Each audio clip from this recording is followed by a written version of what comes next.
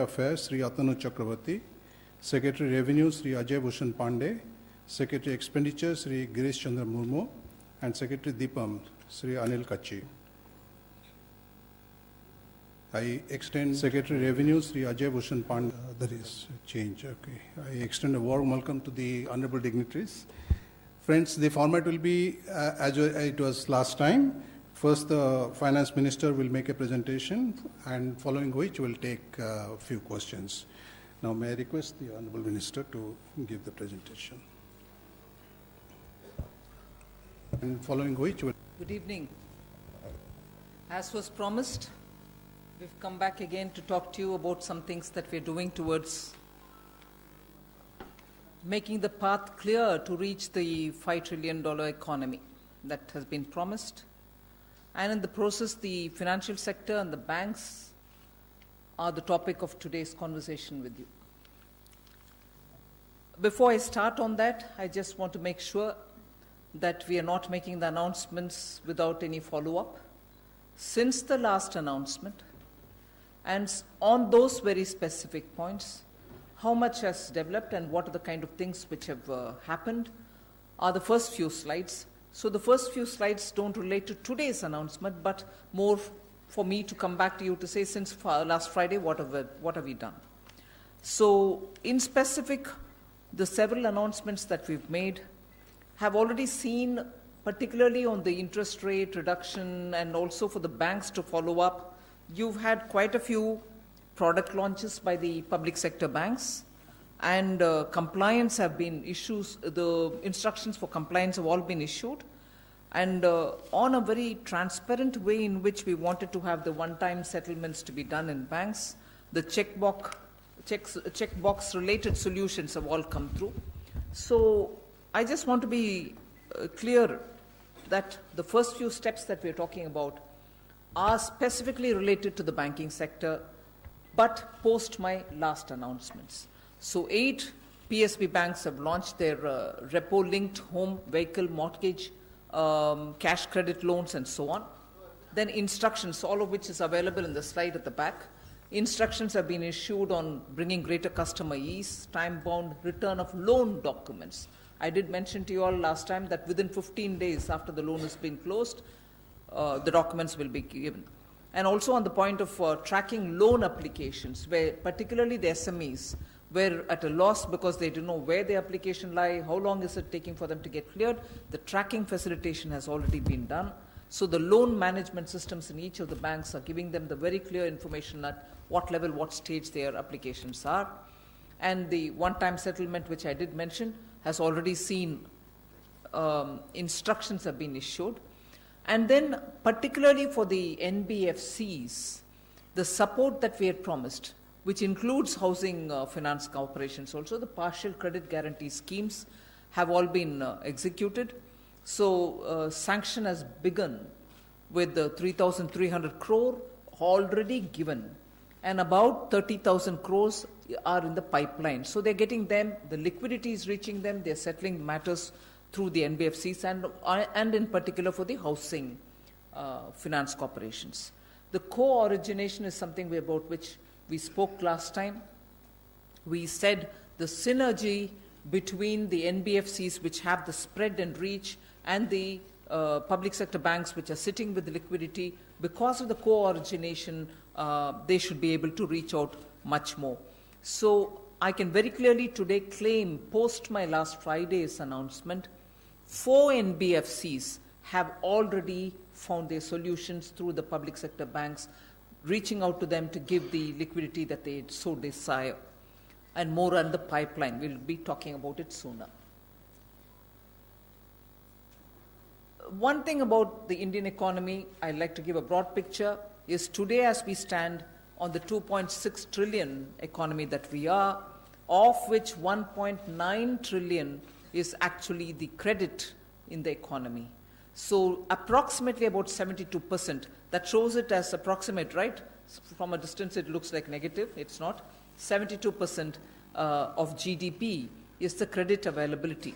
So the measures that we're going to announce today, we think are important so that the credit in the economy also grows commensurate with the desire that we have to reach a $5 trillion economy, and that is why the credit enhancement is what we're talking about, not specific amount, which is the destination. Next one. I also want to very clearly place this whole presentation of today in context. We are very clear that we need to lay a very strong foundation for the financial sector, in which not just strengthening the banks with equity inclusion, but also making sure that we give them a complete good governance module. And that is where we have started. And I want to be very clear to say that we are not starting it today. In fact, in the last several years, we have made sure that several banking-related reforms have been undertaken. I'll just give a very quick rundown on the various steps, which you probably are already familiar with, but I want to bring it to the backdrop of this discussion for today. So no interference in commercial decisions making, as opposed to the phone banking which existed prior to 2014. Then 3.38 lakh shell companies have all been closed. They are struck off the register.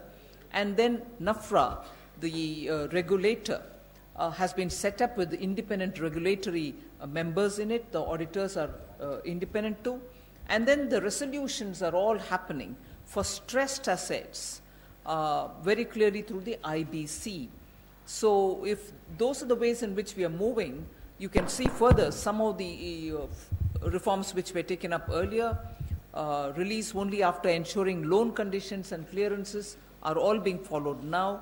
Consortiums of banks which can get together in funding a particular project, which ran to 30 or 31 earlier, are now only limited to 7 to 9 banks at best.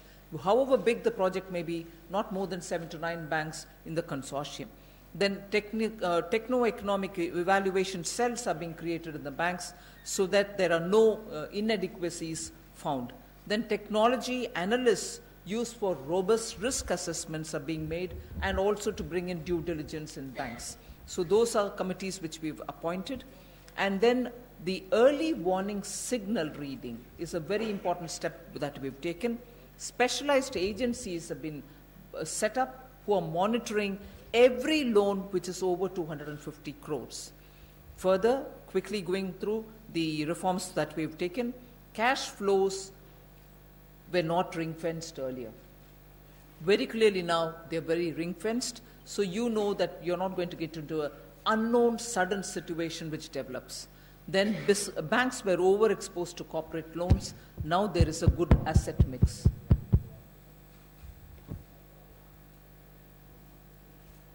Sorry, is there some reminder being given anyway? Sanctioning and monitoring of big loans strictly separated so that there are no confusion between the authorities. And then quality of tier 1 capital also has been enhanced. Very importantly, stressed asset verticals are already created, as opposed to the inadequate slippage prevention mechanism, which really let us down in the previous years. Going over quickly again, Fugitive Economic Offenders Act has been passed, as a result of which many of those fugitives and their assets have been, at least their assets have been confiscated, and having confiscated their assets, we are after them wherever they are to get them back into this country to face the law of the land. Then PSP loans, which is within 59 minutes, you're very aware, now we are bringing in a lot more energy into that. So most of the loans sooner will be going through in-principle approval in this manner and then getting followed up further. Then foreign branches are rationalized. Adherence to risk-based pricing is also happening, as opposed to the ad hoc pricing mechanism which existed earlier. Then retail and MSME LMS are also implemented. LMS meaning loan management systems are implemented. Quickly again, to avoid further Nirav Modi kind of situation, SWIFT messages are linked to the CBS, the core banking system. IT-based centralized processing centers and verticals are also started. Then MSME bills discounting because of being on threads is introduced. Even the last Friday, I gave one more step further on that, linking that with the GSTN also, so that nowhere will bill discounting for the MSMEs will become a problem. So with all these linkages, they should be able to discount it with greater sense of ease. Then selection at arm's length through bank board bureau. So no selections are going to be politically interfered with. It will happen professionally. Then the MDs of banks selection from market for large PSBs and wider pool of other PSBs. So you're not limiting the choice of who can be running the bank as a managing director. From a limited pool of people, you're opening it up for the market. Whoever wishes to come to that position will now be able to give their services because they have the domain expertise. The non-executive chairman is being introduced. Earlier, only the State Bank of India had it. Now all banks shall have it. So from all this, what is the gain that we've seen, and what is it that we can put on record? We just want to show that loan recovery record levels have been reached. If in financial year 18, 77,000 odd amount was collected, 77,000 crores, now it's crossed 1,21,000 crores. That's about record recovery levels. Then the gross NPAs, I want particular attention to be drawn of the media for this. Gross NPAs have come down. So in December 2018, if you had 8.65 lakh crores, now the asset quality has improved, NPAs have come down, and the level at which they are today is only 7.90 lakh crores. The next is the provisional coverage ratio.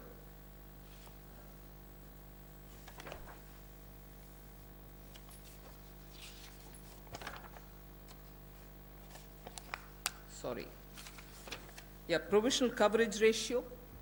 You can see in the chart which is given, the highest in the last 7 years has happened, 75.3%. This is already existing under the NPA. Complementary is provided for, right? So highest level is being provided for by 75.3%. One particular thing I'd like to draw your attention on the gross NPAs is the figures come down from 8.65 lakh crores to 7.90 crores. I make it a point to repeat this because in the recent past I had seen reports which were misleading. I hope this picture clarifies the actuals for you. Enhanced profitability, again very important. Of a total 18 public sector banks, 6 public sector banks alone had enhanced profitability when we were talking about it in the fourth quarter of year ending 19. Whereas now, when we're talking about the first quarter of the financial year ending 20, we are talking about 14 public sector banks in profit, as against 2 in the financial year of 18. So of the 18 public sector banks, 14 are in profit earning situation.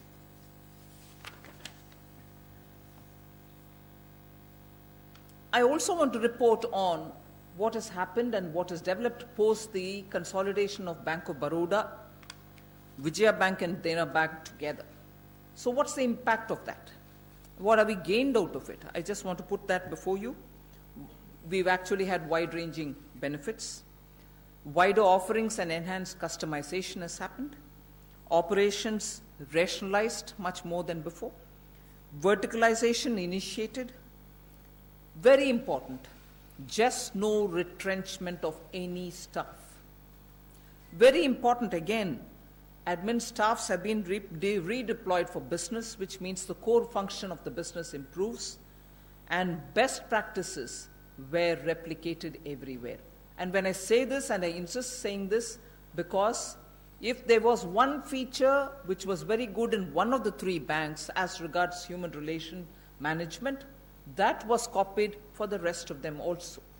Similarly, when all of them came back together, every best practice which prevailed in this bank or that bank or the third bank were all replicated for everybody's benefit.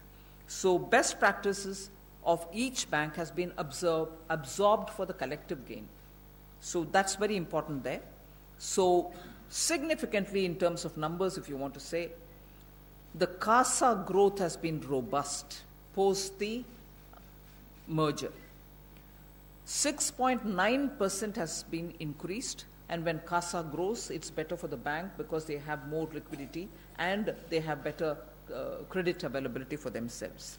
So the amount in crores is given there, 2,87,000 crores in June 2019. So this consolidation of Bank of Baroda, Vijaya Bank and Dena Bank actually has resulted in good outcomes. The next is strong retail loan growth. 20.5% increase in retail loan. Between 2018 June till June 19, there is a 20.5% growth. Today, the retail loan growth is 1,12,000 crores. And that is a significant increase from where it was earlier for the scheduled commercial banks.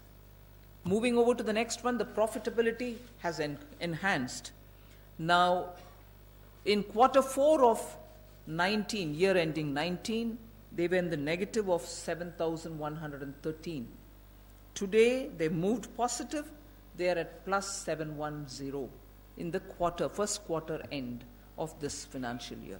So profitability has also enhanced. What has happened in terms of the potential which got unlocked?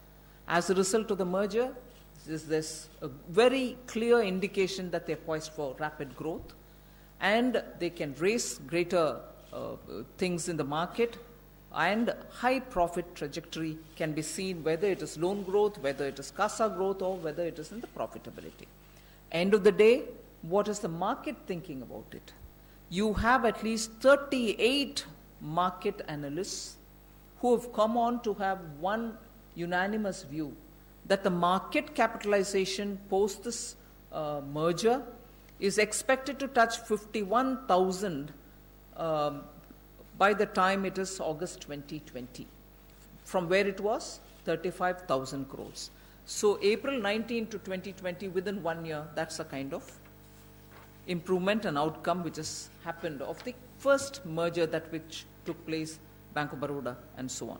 So having done 2 rounds of consolidation, along with sustained thrust on recognition, recapitalization, resolution, process reform and so on, what is it that we want to do for the next? I've already said the target is $5 trillion economy that we want to reach, a robust banking system that we want, and for which the steps that we want to take is what we want to reveal today before you. So we are trying to build the next gen banks. So unlocking the potential through consolidation. We are going to be talking a lot about consolidation. Big banks with enhanced capacity to increase credit. Big economy, you need banks which can sustain that kind of a growth potential. And the trajectory has to be maintained from the point of view of the banking facility that we can provide for the people of India. Banks with strong national presence and global reach is what we want. Operational efficiencies, gains to reduce cost of lending. So the scaling up will only allow them to have a lot more resources, and therefore the lending costs can come down. And therefore the blueprint that we're coming up with is going to help us towards building a $5 trillion economy. Enhanced risk appetite they can have. Thrust on next-gen technology for banking. Technology is an important feature. You'll notice that further we talk about, we've given a lot of mind application for ensuring that the fintech that they operate with are all going to be such that no customer disruptions will happen and enough attention will be taken towards bank and its consolidation. Wider offerings with enhanced customization and better ability to raise resources from the market. So we very quickly give you a complete picture of what kind of consolidation we are going to be doing. The first one, before I start, the large capacity of one bank, the technology-driven capacity of another, and the strong deposit franchise the third has are all being brought together. So Punjab National Bank, Oriental Bank of Commerce, and United Bank will be brought together, and they shall form the second largest public sector bank with business of 17.95 lakh crores, which is at least approximately 1.5 times that of Punjab National Bank. So that will be the first one that we're talking about. The second largest branch network that is available in India will be of theirs, with 11,437 branches. So the first one that we are announcing is Punjab National Bank, Oriental Bank of Commerce, and United Bank. Three together. What will this give us? A high CASA and lending capacity combined in consolidated bank. Large cost reduction potential due to network overlaps. Cost saving and income opportunities for the joint ventures and subsidiaries. Most important, the point that I said earlier, we have taken clear care that the platform that they use are compatible. In merging or in bringing together the three banks that we've brought down here, we made sure that the technology which is used in this Bank 1, Bank 2, and Bank 3 are compatible, and all the three banks can enable a quick realization of gains without customer disruption, without any disruption to the service that they have to lend. We go to this most important table.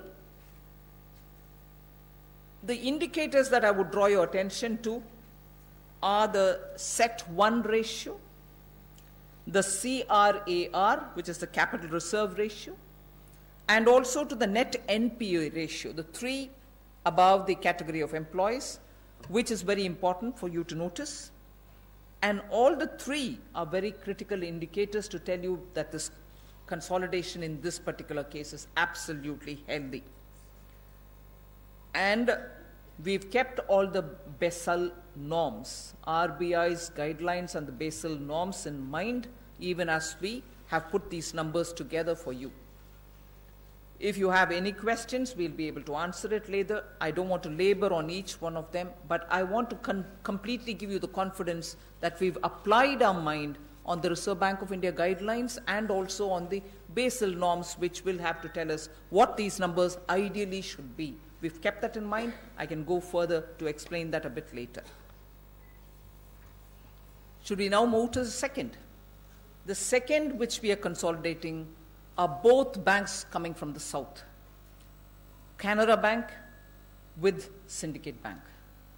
They will be the fourth largest PSB with business of 15.20 lakh crores, which means approximately 1.5 times more than the current size of the Canara Bank itself. Third largest branch network in India, they will hold, with 10,342 branches. Large cost reduction potential exists due to the network overlaps. Similar culture to enable smooth consolidation because they come from the same region. Cost saving and income opportunities for JVs and subsidiaries, and therefore immediate, without disruption, continuation of service for all customers. Again, mind application on the point that they both come under similar compatible financial technology that they use, so both are able to quickly realize the gains.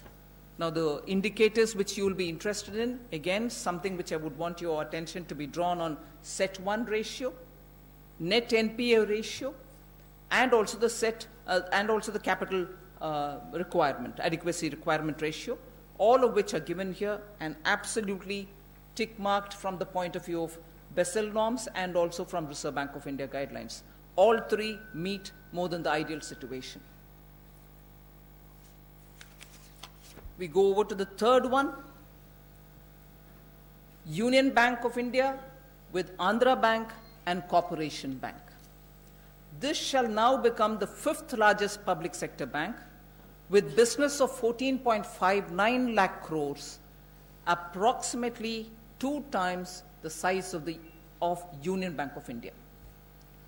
Fourth largest bank in terms of network of branches with about 9,609 branches. And their business will now become twice to about 4.5 times existing bank business. Large cost reduction is possible because of, again, network overlaps, which we can rationalize, cost saving and income opportunities for JVs and subsidiaries again. Again, consideration was given for the kind of technologies that they use, are they compatible and so on. Yes, all the three and their technologies are absolutely compatible, and therefore we don't see any disruption in terms of client services. Indicators. The three which I constantly refer to, CET1 ratio, the capital adequacy ratio, and also the net NPA ratio. In this case, of the three, definitely two are more than the ideal. The third one, which is closer to the ideal, will get closer once the consolidation happens, and we shall give special attention even to that. So that explains the third that we've done. Fourth one is important. Indian Bank with Allahabad Bank. This will become the 7th largest public sector bank with business of about 8.08 lakh crores, which is approximately 1.9 times Indian Bank size. Nationwide presence with strong networks both in the south and in the north and also in the east. So you get a wonderful coverage of all the three areas. The doubling of business size. Major scaling up of reach due to complementary networks. High CASA and lending capacity in consolidated bank. Again, the same CBS platforms between the two, and therefore we expect to have a quick realization of the gains after consolidation.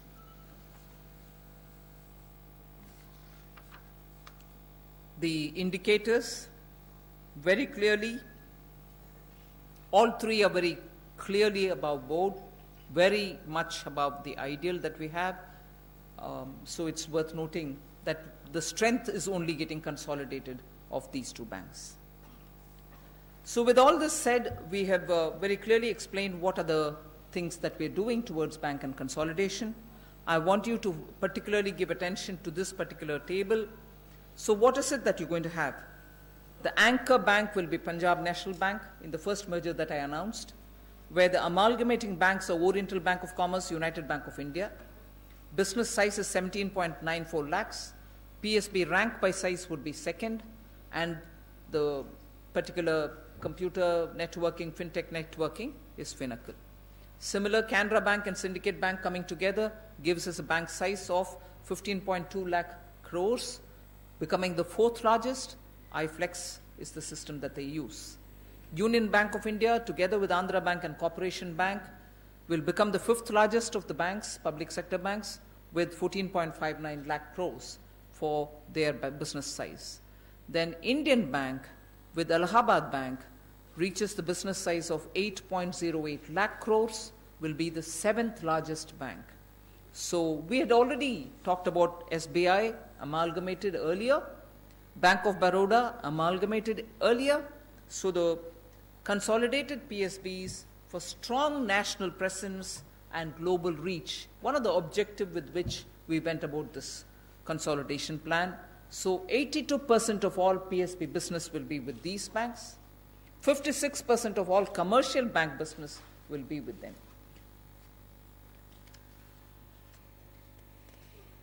We shall continue with two banks which will have national presence. And they are Bank of India with 9.3 lakh crores of business size. Central Bank of India, 4.68 lakh crores, will continue as Central Bank of India. So two of those banks continue to be with national presence, and they continue to flourish in those. With all our support, we'll extend everything else. To strengthen the regional presence, some of these banks continue to have their dominance in regional areas, and they shall continue to be where they are. Indian Overseas Bank will continue their presence largely in South with 3.75 lakh crores. UCO Bank, with their presence in the East, will continue with 3.17 lakh crores presence. Bank of Maharashtra in the west will continue as it is with 2.34 lakh crores as their business, and Punjab and Sindh Bank in the north, particularly in Punjab area, will continue with 1.71 lakh crores as their presence is very solid. Now, this is something which is a tally which you need to notice. In 2017, when there were 27 public sector banks, today, after today's announcement, this comes down to 12 only. So 12 solidly present, well consolidated, energized, adequately capital endowed banks will now operate to target our 5 trillion economy and give the necessary support for the banking facilities which is so required by our customers today.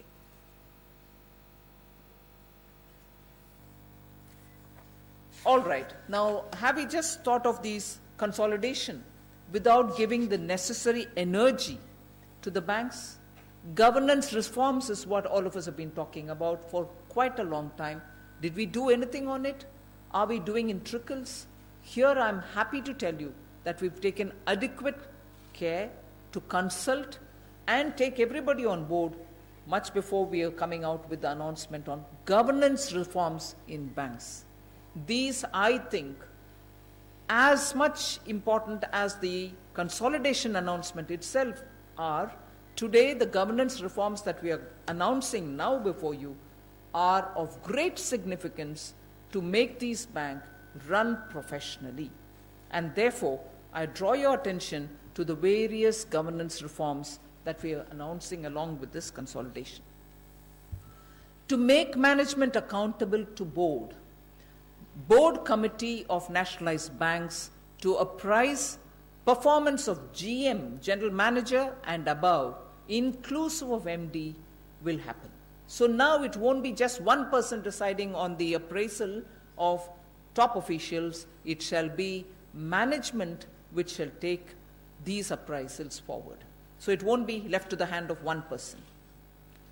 And to make span of control manageable in large PSBs, post-consolidation, that is post today's announcement, boards will be given flexibility to introduce CGM level as per business needs.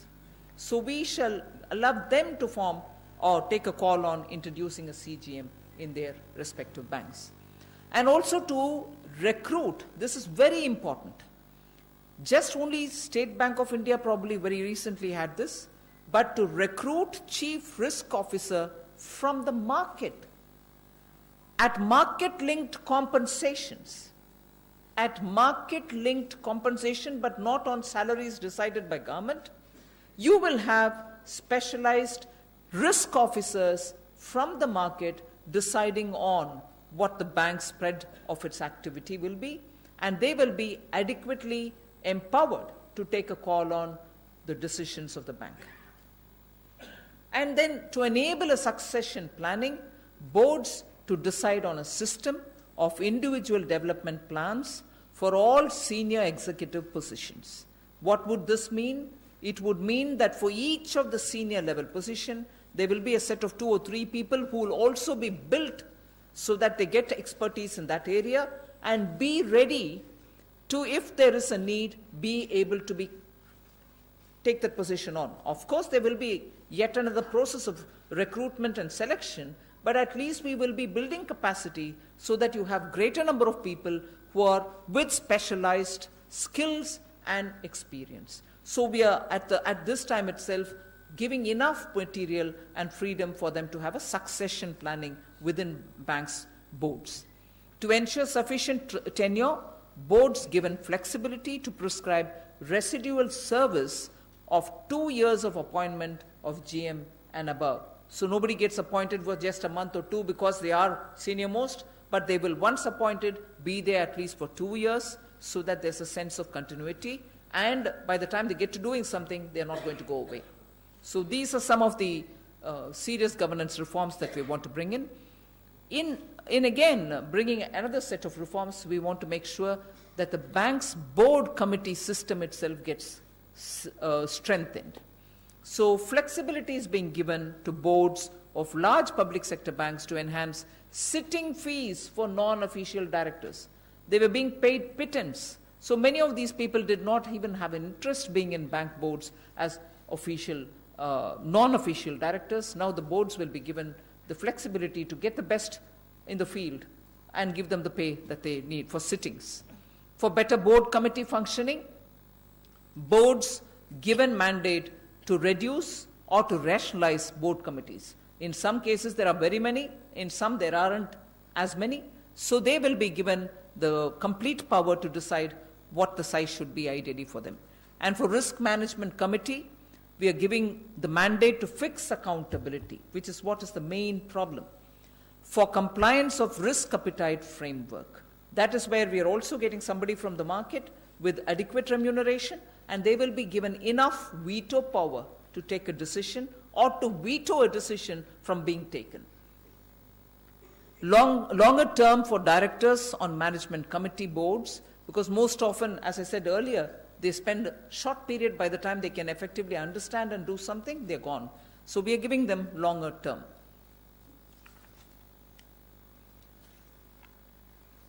The last point there about the strengthening of the board system, board committee system, is the management committee of the board loan sanction thresholds have been enhanced by up to 100%. So if they had an X amount this time, they would be having 2X, to enable focused attention to higher value loan proposals. So this gives them the additional strength and power to go ahead with higher value loans. So further on the governance reforms, non-official directors' effectiveness is something which all of us have been questioning, discussing. We're trying to bring in some strength there. So the non-official directors' functions will have to be now comparable, analogous to the independent directors. So that's something which is happening now. Boards are given mandate for training of directors, both for the induction and for specialized purposes. Boards are given mandate again to evaluate the NOD, non-official directors' performance annually on a peer review basis. Thorough professionalization is what we are aiming at by doing these. The next is about leadership development in banks.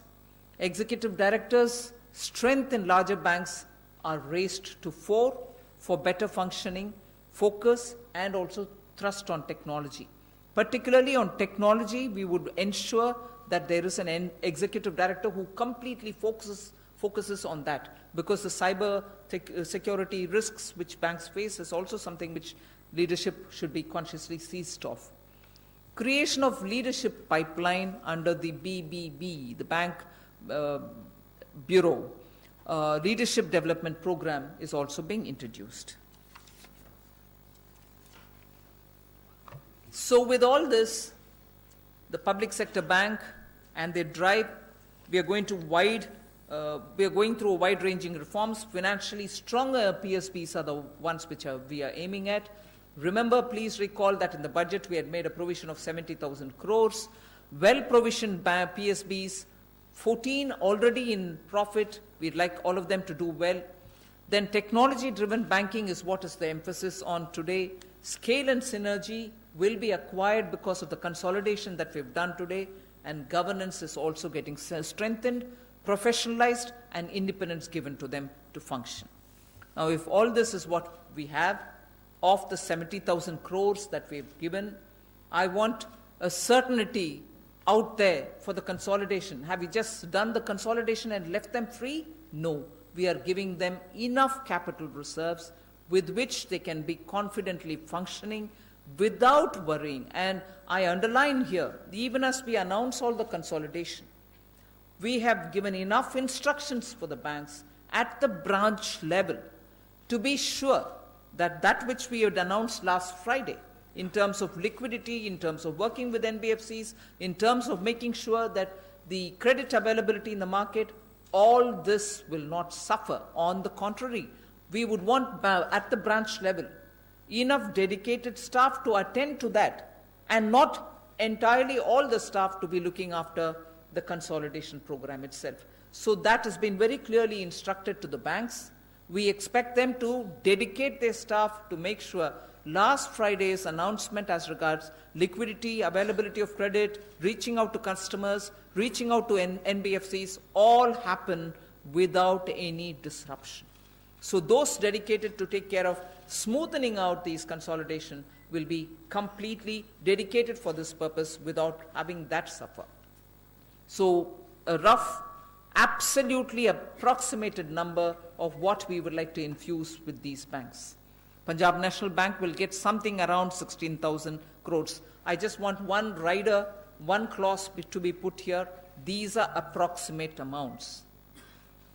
We will obviously tailor-make them according to the banks and the requirement, which will be discussed with the banks at that level. But here we are just giving you a broad indicator. Don't hold us on to this amount to the last digit. So Union Bank of India would get 11,700. Bank of Baroda will get 7,000. Although that was an earlier tranche of consolidation, we still support them. Canara Bank gets 6,500. Approximately all of them. Indian Bank, 2,500. Now, does that mean we forget those which are existing in the regions? Not at all. Indian Overseas Bank, we think about 3,800 crores. Central Bank of India, 3,300 crores. UCO Bank, 2,100 crores. And United Bank of India, 1,600 crores. And Punjab and Sindh Bank, 750 crores. Now, these are not to take care of just the consolidation-related work, most of which is already provided for. This is aimed at growth. This is aimed at reaching out to the market, reaching out to the customers for growth purposes. So these are amounts which are being given and provided to these banks which are getting consolidated to aim at growth and growth only. So consolidation is not being enabled through this, but these are growth-driven. So I think we've given you a broad picture of what we wanted to announce today. We want strong financial system, and I suppose now I'll leave it to you all to. Yes, so we'll take a few questions now. Just 1 minute. Let him coordinate. Just. Let him coordinate. 1 minute. Just wait. We'll come to you one by one. Okay, you can. Baroda. Yes, that's what I said. Even though it is already merged, this is growth के लिए देने वाले पैसा है. Consolidation basis नहीं है. Let's go systematically. Yes, you can start.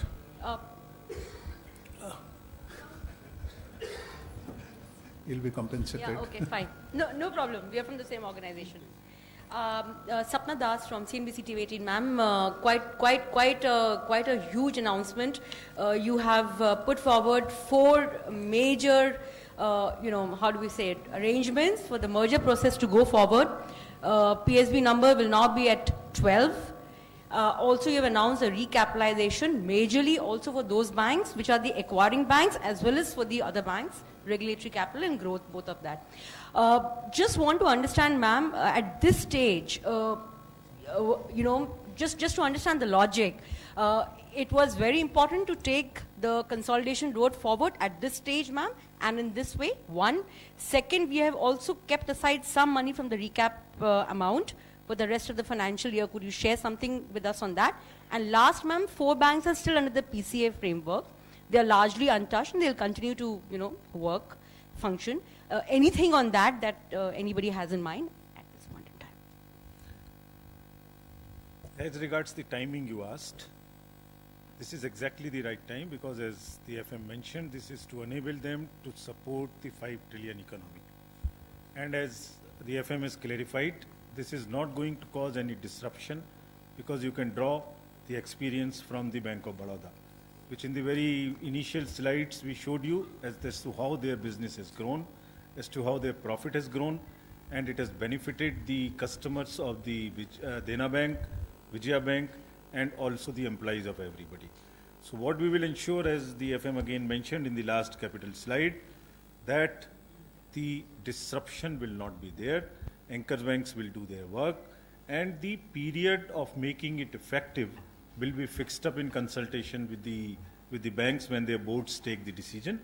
The alternate mechanism has decided that banks, we request the banks to take a decision in their boards, come back to us and say what kind of proposals they send, and what is the date for effective date we fix. And as you recall, in the Bank of Baroda, we fixed the date from 1st of April 2019, so that disruption is not there, credit growth takes place, and whatever announcements were made last week, today, or in future, banks are fully aligned to complete this. So absolutely no disruption.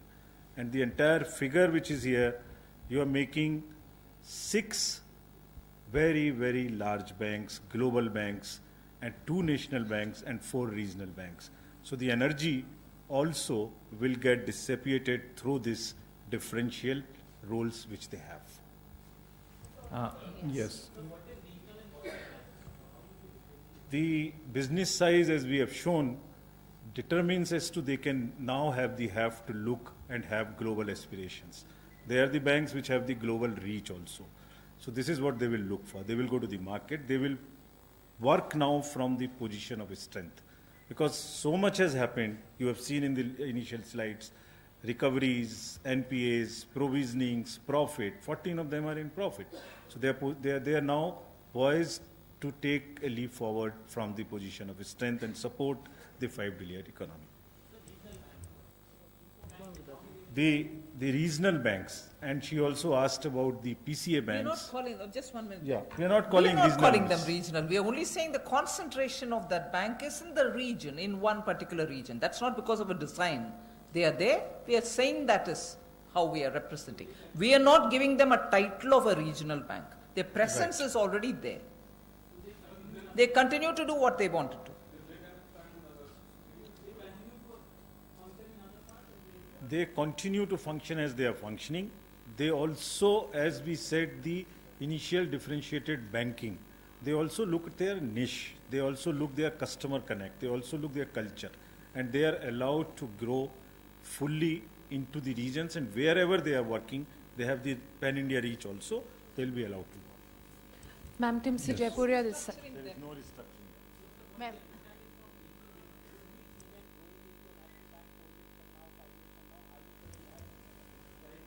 So every one of them now, the consolidation part being over, will be given full flexibility to grow as per their strength and their niche area and their expertise.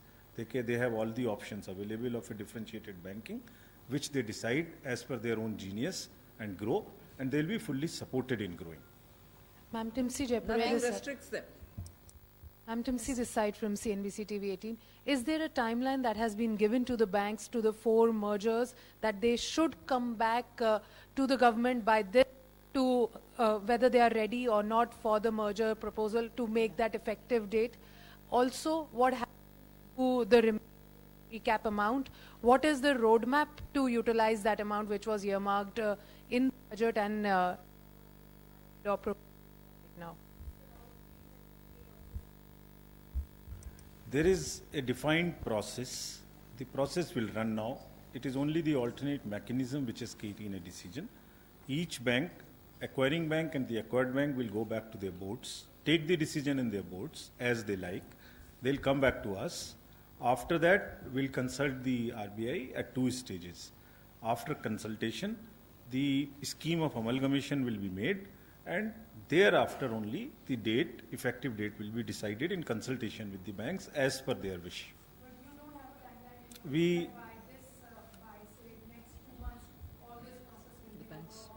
the banks' boards are independent agencies, independent entities. They will take this decision. And as about the capital, capital has been provided already.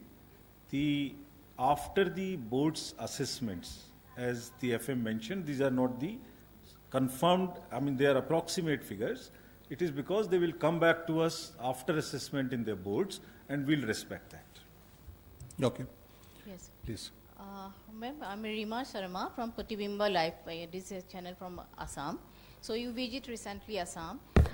Today, after giving a big announcement, I have a small question for you. Under composition scheme, you already lower the tax regime for Northeast and other hill states.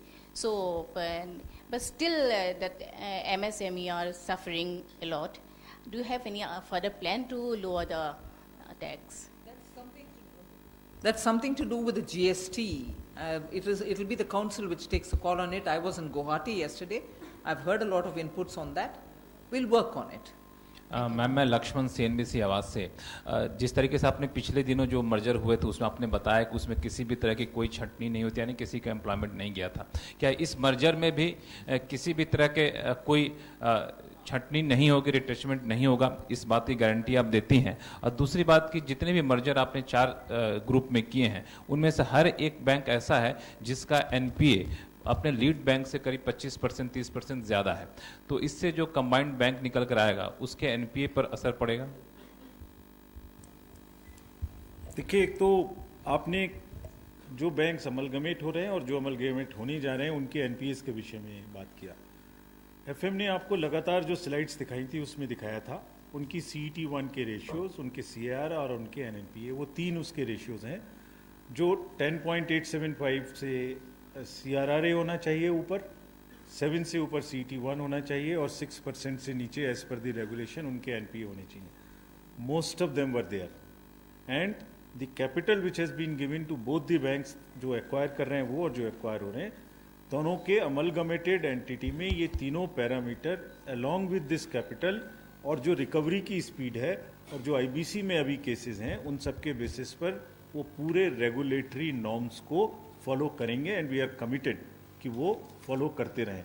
और आपको ये भी ज्ञात होना चाहिए कि जो regulatory norms हैं वो हम अभी बेसल से भी 1% ऊपर मेंटेन कर रहे हैं। देयरफॉर हम वन ऑफ द बेस्ट बनाना चाहते हैं और 1% ऊपर हम मेंटेन कर रहे हैं। Yes. रिट्रेंचमेंट, देखिए ये पूरे अमलगमेशन के प्रोसेस से, जैसा FM साहब ने आपको बताया, आप अगर स्टेट बैंक हमने 27 से घटा के 12 कर रहे हैं, वो आज तक किसी का भी रिट्रेंचमेंट नहीं हुआ है और होने का चांस भी नहीं है। दूसरी बात, उनकी जो एम्प्लॉयमेंट की और जो HR की जो बेनिफिट्स हैं वो और इम्प्रूव हो रहे हैं। जो तीनों या दोनों के कॉम्बिनेशन है उनमें जो भी बेस्ट है वो उसमें आ जाएगा। इसलिए ना सर्विस कंडीशंस होंगी बल्कि जो सर्विस कंडीशन से इम्प्रूव भी हो रही हैं और ट्रांसफर्स की भी मोबिलिटी बढ़ रही है उनकी। यानी अगर जब रीच बढ़ गया तो एक रीजन से दूसरे रीजन में जाने की भी संभावना अपने पॉलिसीज के हिसाब से बढ़ रही है। और हम ये खास तौर से इंश्योर करेंगे कि किसी भी एम्प्लॉय को किसी भी स्टेज में इससे सिर्फ बेटर ही हो सकता है, नुकसान नहीं हो सकता। Ma'am, I'm Ashutosh from BTVI News Channel here, ma'am. My question is that the government has already announced a lot of reforms as far as the banking is concerned. Going forward, ma'am, is there any plan also for the government to bring down the government stake in public sector banks? Also, ma'am, very importantly, one segment of bank customers, that is home buyers, are already suffering a lot. By when can we expect measures on that front? FM ने पिछले Friday को आपको announce किया था, जो urban development ministry है, ministry of ऊपा, वो real estate और होम बायर्स के संबंध में अपने कंसल्टेशंस कर रही है। हम लोगों ने भी विषय किया था, वो अपने प्रपोजल्स बना रहे हैं और उसके विषय में वो अपने प्रस्तावों को फाइनलाइज करेंगे।